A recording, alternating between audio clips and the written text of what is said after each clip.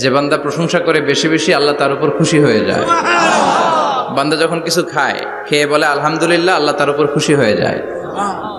বান্দা যখন কিছু পায়, পেয়ে যদি বলে আলহামদুলিল্লাহ, আল্লাহ নেয়ামতের বাড়িধারা তার উপর আরো বাড়িয়ে দেয়।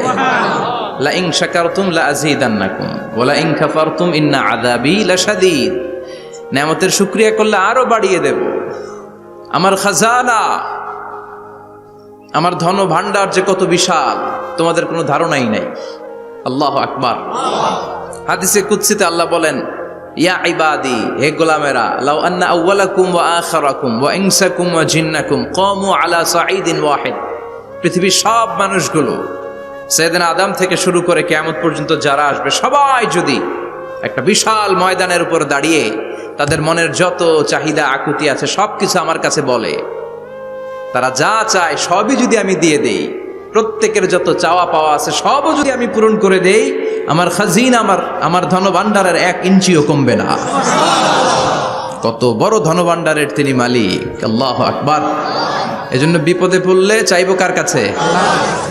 বন্ধুর কাছে বিপদ শেয়ার করার আগে, ফেসবুকে শেয়ার দেওয়ার আগে শেয়ার দিব কার কাছে? কথা কি বুঝেন? প্রথমে শেয়ার চলবে কোথায়?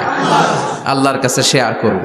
বিশাল ধনভাণ্ডারের মালিক আমার সব সমস্যার সমাধান করে দিলেও তার ধনভাণ্ডারের কোনো কমতি হবে না, ঠিক কি না? এজন্য সব সময় আল্লাহর প্রশংসা করতে হবে বেশি বেশি। এত নেয়ামত তিনি দিয়েছেন, আপনি গুণে শেষ করতে পারবেন না। ওয়া ইন তা'উদ্দু নি'মাতাল্লাহি লা তুহসুহা। এত নেয়ামত দিয়েছি, গুণে শেষ করা যায় না। ঠিক যে মুহূর্তে আমরা এখন কথা শুনছি, অনেকে এখন হসপিটালের বেডে আছে না নাই? দুর্ঘটনায় আছে না নাই? ঋণের বোঝায় জর্জরিত, পাওনাদাররা বাড়িতে এসে ঝামেলা করে ঘরে থাকতে পারে না, আছে না নাই? মামলা, হামলা, ঝামেলা, জুলুম, নানা কারণে নানা জায়গায় মানুষেরা বিপদে আছে। অনেকের ক্যান্সার, যেটার কোনো অ্যান্সার নাই। দেহের সেলের ভিতরে, প্রত্যেকটা সেলে, কোষের ভিতরে জ্বালা ধরে গিয়েছে, হসপিটালের বেডে বসে মৃত্যুর প্রহর গুনছে, এরকম আছে না নাই?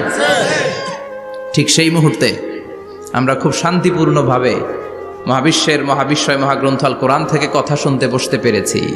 এজন্য শুকরিয়া চলবে কার?